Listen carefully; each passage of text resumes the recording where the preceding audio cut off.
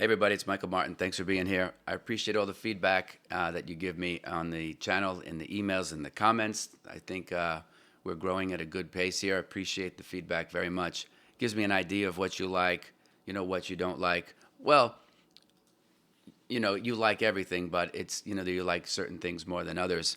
I got a nice comment from Bill, and he asked, I'm going to read it. It says, Michael, you touched on something.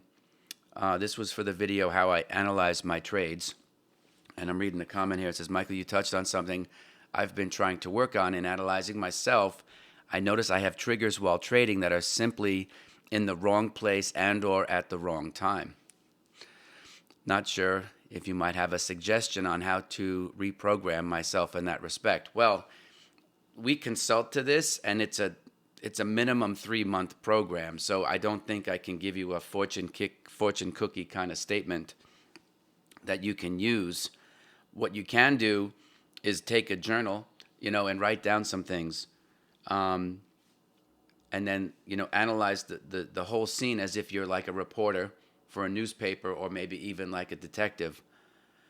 If you're getting triggered, my guess is you're watching the market tick by tick. So the question I have for you is, why do you do that? What do you think you're going to be able to get and process if you're looking at all these charts or something like that, or your positions in real time?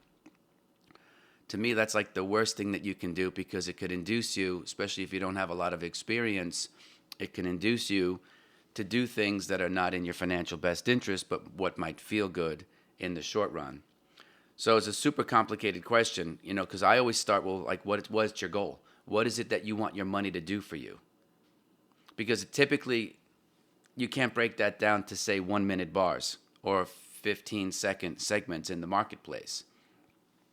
You have to be able to conjugate what it is that you're doing during the day with what your longer term goal is. Is it to grow your account, right?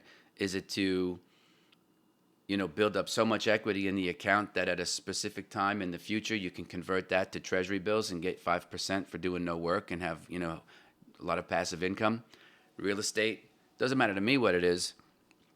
But typically, when you don't have a clear goal about what it is that you want to do, you can find yourself getting triggered like you are. 2, you might be internalizing that winning and losing somehow is a reflection of who you are as a person, right? And that's not the case. Really smart people lose money. And really smart people who are super talented and who are even legends in this business, excuse me, have drawdowns, protracted drawdowns that last for months and can go into the double digits.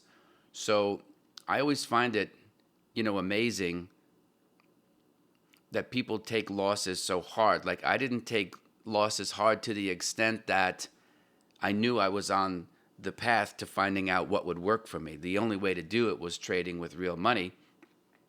And while I lost consistently, it told me what wasn't working. So I didn't look at it like it was like tuition. I was looking at it like, okay, this process is steering me, because I have to take some attempts to figure out what it is that I'm trying to do. Where's my edge? Where's my alpha? And you can only get that by doing.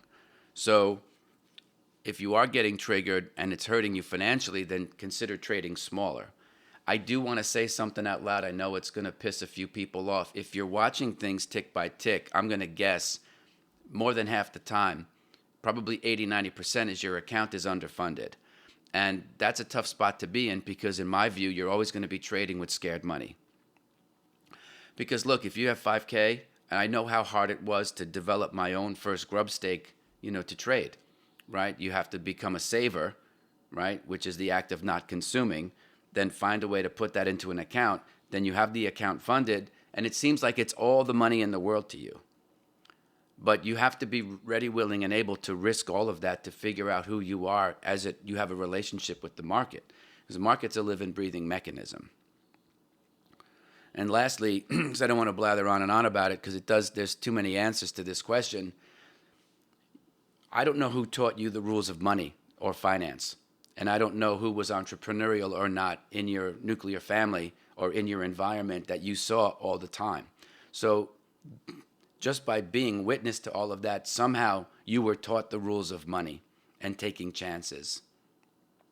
You might have also been, instilled about education and all this and that, and you ought to go get a job, and this is legalized gambling. Like, I don't know if there's any of those, biases or bigoted comments that come out of people's mouths when they don't know their SN from a hole in the ground, but they seem to have popular opinions about, what it is that you should be doing with your time, money, and your effort.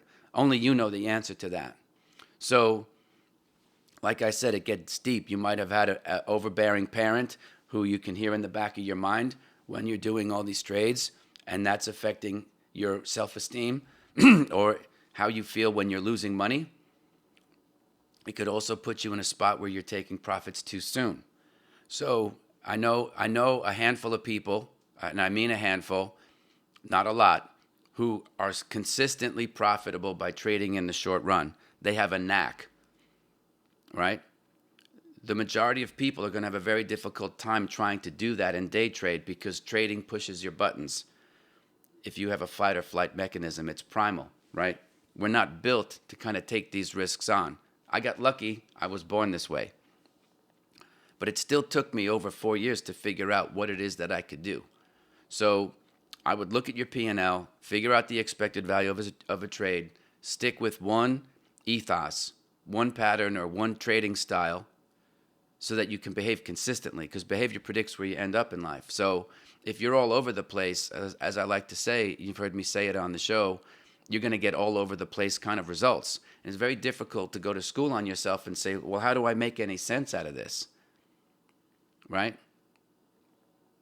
So it's a super deep question. It's hard to answer it just with one answer because any number of things could be working. What I have found for the hedge fund guys that we consult to, that a lot of times it's in their subconscious. And you really need to develop what I call self-talk, your inner voice. What is that, and who is that person? Are you and your behavior kind of converging away from your inner voice, or are you going towards it?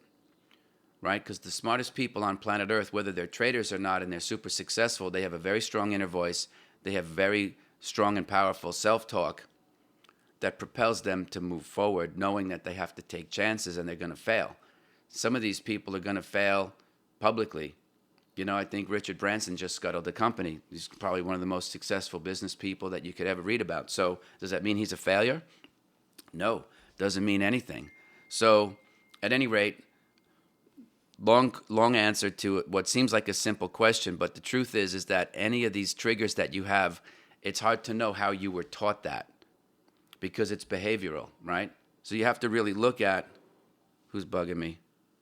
Anyway, I'm not answering the call. But anyway, that's all I have for you. Please like and subscribe. Keep the comments coming in. I really appreciate everything that you do for the channel because I learn a lot about myself. I don't have all the answers, but it's really good stuff.